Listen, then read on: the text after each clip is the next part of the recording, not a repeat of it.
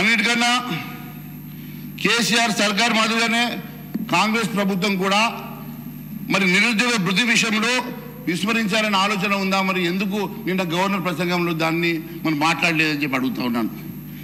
దాదాపుగా 35 లక్షల మంది నిరుద్యోగులు ఈరోజు మీరు ఇచ్చినటువంటి హామీకి 4,000 రూపాయలు ప్రతి నెల వస్తాయన్న హామీకి వాళ్ళందరూ కూడా ఈరోజు మరి ఎదురు చూస్తూ ఉంటే మీరు దాన్ని విస్మరించి పూర్తిగా ఏ రకంగా ఎగ్గొట్టే ఆలోచన చేస్తున్నట్టుగా ఉంది.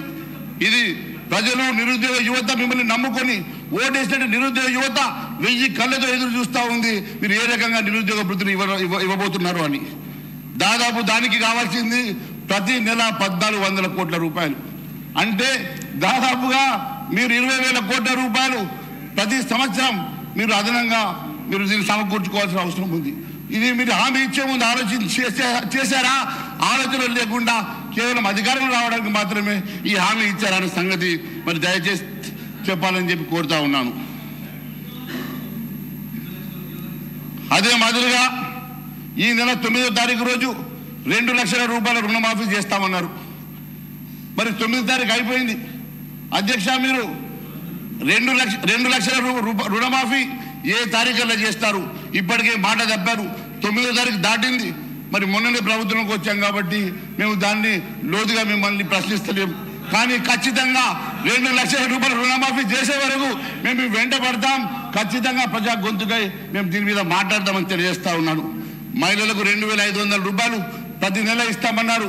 ఇంకా దాని మీద పూర్తి మరి వివరణ కానీ ఇచ్చేటువంటి మరి ప్రొసీజర్ కానీ ఇంకా మీరు దాని మీద ఏమి మాట్లాడకపోవడం నిజంగా శోచనీయమని తెలియజేస్తా ఉన్నాను.